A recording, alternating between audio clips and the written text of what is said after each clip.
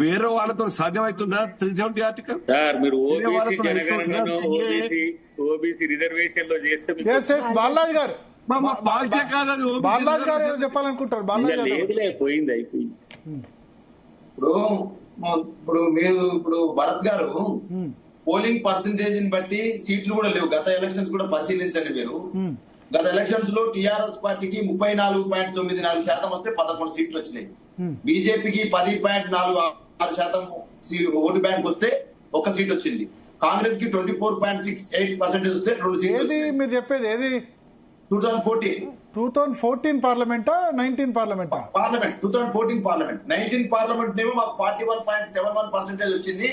9 seats వచ్చినాయి. Same ఇప్పుడు మీరు మీ సర్వేలో కూడా 40 ఇచ్చినట్టు కాంగ్రెస్ కి, అంతేనా? అవును 40% వచ్చింది మీకు దగ్గర. అప్పుడు 9 వచ్చింది. సేమ్ ఇప్పుడు కాంగ్రెస్ కు 40 వస్తున్నాయి. లాస్ట్ టైం కాంగ్రెస్ కు 29 వచ్చాయి పార్లమెంట్ లో, ఈసారి 28 వస్తున్నాయి మీకు. నేను చెప్తే ఒక్కసారి వినండి సార్ భరత్ గారు. 2019 పార్లమెంట్ ఎలక్షన్స్ లో టీఆర్ఎస్ కి 41.71% వచ్చింది, 9 సీట్లు వచ్చినాయి. కాంగ్రెస్ కి 29.79% వచ్చింది, 3 సీట్లు వచ్చినాయి. మరి బీజేపీ 19.65% వచ్చింది, 4 సీట్లు వచ్చినాయి. చూడండి 2014 లో 10% వస్తే 1 సీట్ వచ్చింది. ఇక్కడికి వస్తాకనే 19% వస్తే 4 సీట్లు వచ్చినాయి. కాబట్టి అంటే ఓట్ల శాతానికి సీట్లు వచ్చేదానికి తేడా డిఫరెన్స్ కనపడుతుంది. అందుకనే కదా బీజేపీకి మీకంటే 23 సీట్లు వచ్చాయి, 23% వచ్చిన 5 సీట్లు వస్తున్నాయి. ఎందుకంటే బీజేపీ ఖమ్మం, మహబూబాద్, నల్గొండ ఇక్కడ తక్కువ ఓటింగ్ ఉంటుంది. వాళ్ళకి వచ్చేది కాన్సన్ట్రేటెడ్. వాళ్ళకు వచ్చే వాళ్ళు పోటీలో ఉన్న 10-12 స్థానాల్లోనే వాళ్ళకు ఉంటుంది. ఖమ్మం, నల్గొండ, దక్షిణ తెలంగాణ వీక్ కదా, ఎక్సెప్ట్ మహబూబ్ నగర్, నాగర్ కర్నూలు. మా అంచనా ఏంటంటే భారత రాష్ట్ర సమితికి 100% మంచి రిజల్ట్ రాబోతున్న కారణం ఏంటంటే, ఒకవైపు కాంగ్రెస్ పార్టీ దేశవ్యాప్తంగానే వీక్ అవుతుంది సార్. మొదటి ఇప్పుడు మన సర్వే వచ్చింది, ఉత్తరప్రదేశ్ లో 80 లోక్సభ స్థానాలు ఉంటే 74 ఎన్డీఏకి వస్తున్నవి. అదే రాజస్థాన్, గుజరాత్ మొత్తం క్లీన్ స్వీప్ చేస్తా ఉంది. అదే విధంగా కాంగ్రెస్, మీరు అన్నది కాంగ్రెస్ నిజమే, కాంగ్రెస్ దేశవ్యాప్తంగా వీక్ అవుతుంది కానీ సౌత్ ఇండియాలో వీక్ కాలేదు. కర్ణాటకలో తక్కువ వస్తున్నాయి. తమిళనాడు, కేరళ, తెలంగాణ మాత్రం బానే ఉంది. అంటే నిన్న ఓవరాల్ గా మా సర్వే ప్రకారం నిన్న కర్ణాటకలో అధికారంలో ఉంది సార్. హిమాచల్ ప్రదేశ్ లో రీసెంట్ గా ఏదో అటు ఎమ్మెల్యేలు మారబట్టి గవర్నమెంట్ చేంజ్ చేసింది. హిమాచల్ ప్రదేశ్ లో 4 స్థానాలు ఎన్డీఏకి వస్తున్నవి.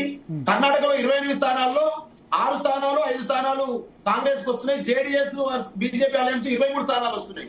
అంటే ఇప్పుడు కేరళలో సార్ యూడీఎఫ్, అక్కడ కాంగ్రెస్ కు 16 స్థానాలు వస్తున్నాయి, ఎల్డీఎఫ్ కి 4 స్థానాలు 5 స్థానాలు వస్తున్నాయి.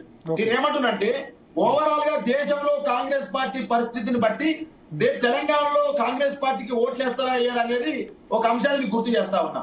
రెండో అంశం, వీళ్ళు రేపటికి 100 రోజులు అవుతుంది సార్ కాంగ్రెస్ పార్టీ అధికారంలోకి వచ్చి. కాంగ్రెస్ పార్టీ బీజేపీ కంటే ముందు భారత రాష్ట్రానికి టార్గెట్ చేస్తూ కేసీఆర్ గారి పరిపాలన ఏం అందట్లేదు, ఆయన పరిపాలన కంటే గొప్పగా పరిపాలిస్తామని చెప్పిస్తారు.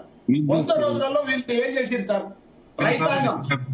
రైతాంగం సంబంధించి 70 లక్షల మంది ఉన్నారు సార్. వాళ్ళకు రైతు బంధు, రైతు భరోసా రూపంలో వేస్తామని చెప్పిస్తారు. ఏసీలా సార్? రాలేదు సార్.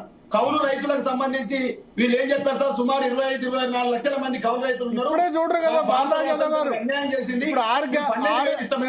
మీరు అన్నది కరెక్టే. 6 గ్యారంటీల సంబంధించి ఇప్పుడే చూడరు కదా, 5 సంవత్సరాలు టైం ఇచ్చారు కదా. అంటే సార్ ఇప్పుడు మీరు రుణమాఫీ చేశారు, చేస్తాం లక్షలు అన్నారు, లాస్ట్ ఏడాదిలో చేశారు 6 నెలల్లో.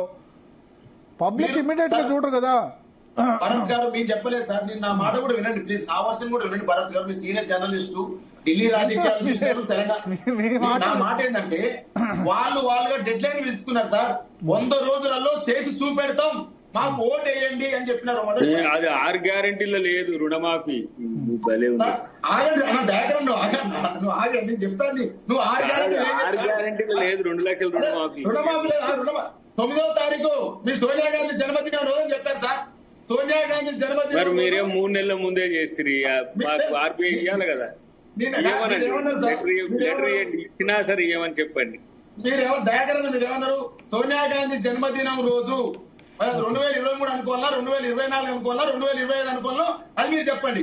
మీరు చెప్పిన ప్రకారం అయితే 2023 సోనియా గాంధీ జన్మదినం డిసెంబర్ 9వ తారీఖు రోజున మేము వస్తున్నాం, రైతు రుణమాఫీ విడుదల చేస్తున్నామని చెప్పినారు సార్.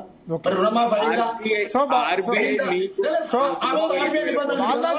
బాలరాజ్ గారు మీకు 2 సీట్లు మా సర్వేలో వస్తున్నాయి. మీ అసెస్మెంట్ ఏంటి? ఎన్ని సీట్స్ వస్తాయి సార్? మేమేమనుకుంటున్నామంటే మెజార్టీ బీజేపీ వర్సెస్ బీఆర్ఎస్ పోటీ ఉంటుందని మేము భావిస్తా ఉన్నాం. కాంగ్రెస్ పరిపాలన అనేది చాలా అంటే ఏదైతే ఈ హామీలు ఉన్నాయో అమలు చేసే అంశం విషయంలో ఈ రోజు పల్లెలలో రైతులు ఇబ్బంది పడతా ఉన్నారు. కరెంట్ లేక, నీళ్లు లేక, సాగునీరు లేక, తాగునీరు లేక మహిళలు ఇబ్బంది పడతా ఉన్నారు. అదే విధంగా ఇలా పొలాలు ఎండిపోతా ఉన్నాయి. ఇలా పశువులు మేపుకుంటా ఉన్నారు, గొర్రెలు మేపుకుంటా ఉన్నారు, ఎండిపోయి ఆస్పారాలు కాలిపోతా ఉన్నవి. ఈ రకమైన ఇబ్బందులు పడతా ఉన్నారు. ముసలివాళ్ళు అంటా ఉన్నారు, అయ్యో కొడక నేను నెగరికల్ కాన్ఫరెన్స్ లో ఉన్న భువనగిరి పార్లమెంట్ లో ముసలివాళ్ళు అంటారు, అయ్యో కొడక కేసీఆర్ ఎట్లా ఉంటే తెచ్చే నీలో గిల్లో ఇచ్చేది ఈ యొక్క రేవంత్ రెడ్డి ఇచ్చిండు, ఏమి ఇస్తలేడు బిడ్డ, కనీసం పింఛన్ పెంచుతాడు, పింఛన్ పెంచలేడు. పింఛన్ అయితే రెగ్యులర్ గా నెల ఇచ్చేదే కదా సార్, నెల ఇచ్చే పింఛనే కదా. మిగతా దానికి సమయం అడుగుతాం, మనం ఏం కాదను. మిగతా దానికి మీరు 5 సంవత్సరాలు సమయం తీసుకోండి, 5 సంవత్సరాల్లో మీరు చేయండి, మేము కాదను. కానీ పింఛన్ అయితే సీట్స్ కాదు. మన సీట్స్ విషయానికి వద్దాం. మీ అసెస్మెంట్ లో ఏ సీట్స్ వస్తాయి బీఆర్ఎస్ కు? మెదక్ ఒక్కటి చెప్తారు. ఓకే, మేము పెద్దపల్లి, కరీంనగర్ లో పోటీ పడతాం గట్టిగా, నిజామాబాద్ లో పోటీ పడతాం. ఎందుకంటే పోయినసారి అరవింద్ గారు అనేక హామీలు ఇచ్చినారు, ఏం చేసిన అనేది ఉంది కాబట్టి నిజామాబాద్ మా బాజిరెడ్డి గోవర్ధన్ గారు. నిజామాబాద్ పోటీ పడితే కవితనే కంటెస్ట్ చేయించచ్చు కదా. నిజామాబాద్ పోటీలో ఉంటే కవితనే కంటెస్ట్ చేయించకుండా చేస్తాను కూడా అన్నారు కదా. ఇప్పుడు బీజేపీ ఇటువైపు ఎంటాడుతుంది తెలుసు కదా సార్. మాకు భారతీయ జనతా పార్టీ కావాల్సుకొని కచ్చగట్టుకొని ఇలా రుతురాగం సీరియల్, చక్రవాకం సీరియల్ జరిపినట్టు పోయిన మార్చి నుంచి ఈ రోజు మార్చి వరకు సంవత్సరం పాటు ఏమి ఇచ్చారు సార్? అఫ్రోల్ గా మార్చిర్రు, పేపర్ లీకులు ఇచ్చిర్రు, అదే విధంగా వాళ్ళు ఉన్నారు వీళ్ళు ఉన్నారు అని చెప్పారు. ఆఖరికి ఎలక్షన్ ముందు నిన్న మల్కాజిగిరికి మోదీ వస్తారు, మోదీకి మైలేజ్ రావాలని చెప్పేసి స్టేట్ గవర్నమెంట్ వీళ్ళు సహకరిస్తుంది, స్టేట్ పోలీస్ అంతా అక్కడ మోహరిస్తారు. ఎక్కడైతే బేగంపేట విమానాశ్రయంలో మోడీ విమానం వాలగానే ఇక్కడ ఈడీ వచ్చి కవిత ఇంటి ముందు వాళ్తుంది. ఈ కవిత ఇంటి ముందు ఈడీ వాలగానే రేవంత్ రెడ్డి గారు పోలీస్ వ్యవస్థనంతా అక్కడ తోలిగి స్టేట్ గవర్నమెంట్ వాళ్ళకి సహకరిస్తుంది. సార్ ఈ గేమ్ ఆడుతున్నారు సార్, ఆడని ఆ గేమ్ ఆడుతున్నారు కాబట్టి మీ కవితను దించలేము. ఖచ్చితంగా ఎలక్షన్ ముందల్లో భారతీయ జనతా పార్టీ ఒకవైపు రేవంత్ రెడ్డి డ్రామా ఆడతారు కాబట్టి కవిత గారికి మీ సీట్ ఇవ్వలేదు. కవిత గారు వద్దని చెప్పిన మాదినేత గారు కాబట్టి బాజిరెడ్డి గోవర్ధన్ గారు పెట్టినారు. కరీంనగర్, పెద్దపల్లి, నిజామాబాద్ మీ అంచనా ప్రకారం కరీంనగర్, పెద్దపల్లి, నిజామాబాద్, భువనగిరి ఎవరు? భువనగిరి బాలరాజ్ యాదవ్ కు టికెట్ ఇస్తే పోటీ, లేకపోతే వేరే వాళ్ళకి ఇచ్చినా ఉంటుందా? లేదా అట్లనే ఎవరికి ఇచ్చినా బీఆర్ఎస్ పార్టీగా అక్కడ ఏంటంటే సార్ ఇంకోటి కూడా చెప్తున్నాను భరత్ గారు, నేను డిస్కస్ ఒక డాక్టరేట్ గా చదువుకున్న వారికి డిస్కస్ చేయాల్సింది ఏంటంటే ఈ 100 రోజులలో వారు చేసినటువంటి పరిపాలన సార్. 5 సంవత్సరాల వరకు మ్యాండేట్ ఇచ్చినారు ప్రజలు, కాదనం. 5 సంవత్సరాలు చేసిన కార్యక్రమాలు చేయండి, మీరు కాదంటే. కానీ 100 రోజులలో వీళ్ళు చేసిన పరిపాలనలో కొన్ని లోపాలు అయితే ప్రజల ముందు కనపడతా ఉన్నాయి సార్. ఆ లోపాలు బీఆర్ఎస్ పార్టీకి మరి మంచిగా అంటారు. ఓకే ఓకే, జయరాం గారు బ్రీఫ్ గా. ఎస్, సీట్స్ చెప్పండి.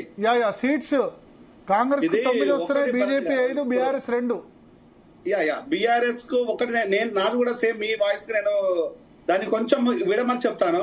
భువనగిరి కనుక బాలరాజు యాదవ్ గారికి కనుక సీట్ వచ్చినట్టు డెఫినెట్ గా అది తగ్గామారు ఉంటది. ఎందుకు తగ్గామారు ఉంటది అంటే ఒక విషయం చెప్తాను.